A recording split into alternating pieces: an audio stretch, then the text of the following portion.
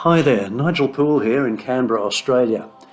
I made this little how-to video in the hope that it may be helpful to church musicians who feel the need to produce a fully notated score of an Anglican Chant psalm with the words positioned directly under the notes so that it's easy to follow for choristers who are inexperienced at reading the pointing in the psalter.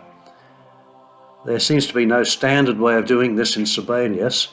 The lyrics entry system does not cater for multiple words to be associated with a single note, as we find in chant notation.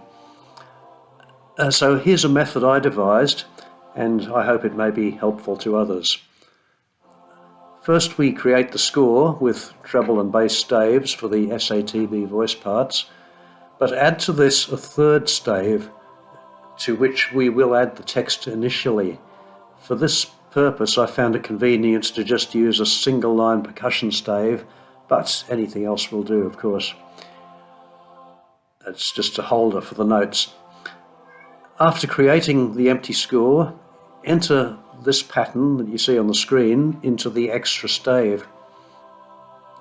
The quavers, or the eighth notes as they call them in the USA, are in the first measure of each verse, which is where the greatest number of words over a single note tend to occur.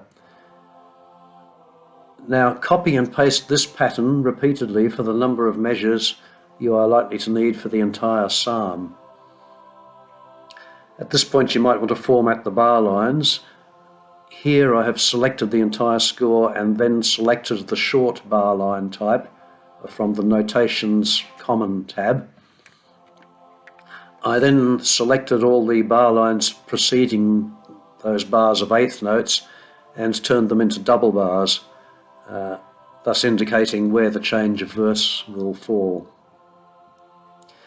Now at this point it's worth saving the blank score with this pattern throughout in the additional stave for use as a ready-made template for any psalms you may want to set in the future.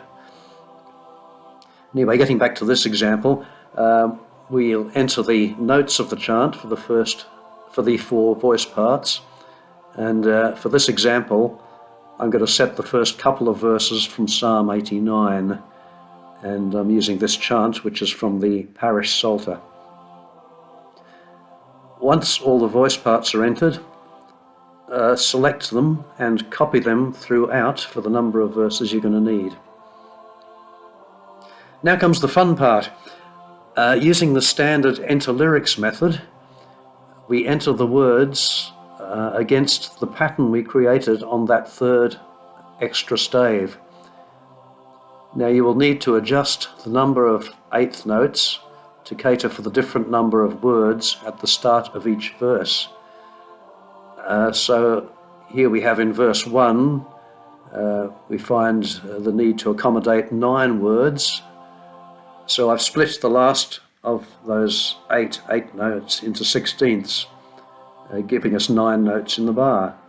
Note also that in the third measure, the second minim, or half note, if you like, accommodates the colon, which occurs in the middle of each verse.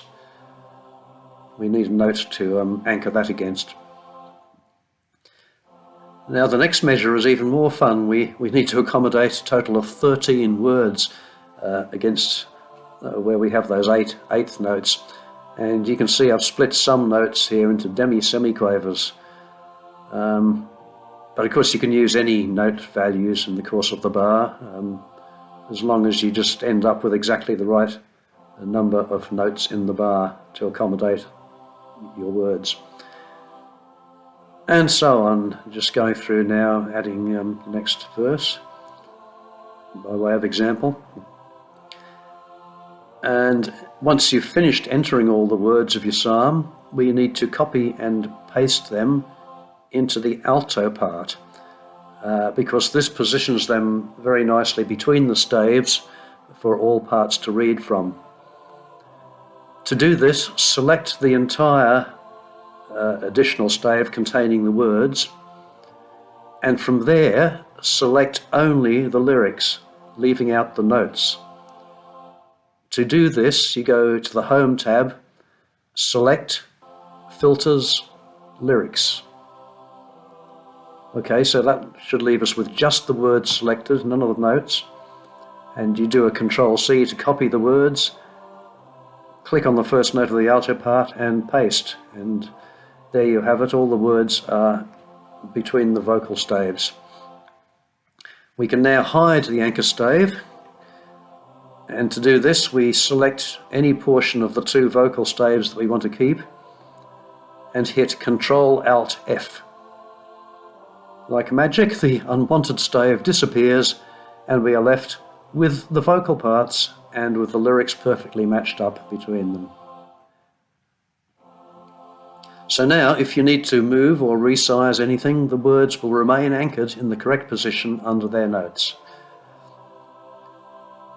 That's it. Thanks for watching, and if you found this useful, please click the like button so that I can get an idea of whether this has been helpful to anyone. Happy future Anglican chant setting. Cheers.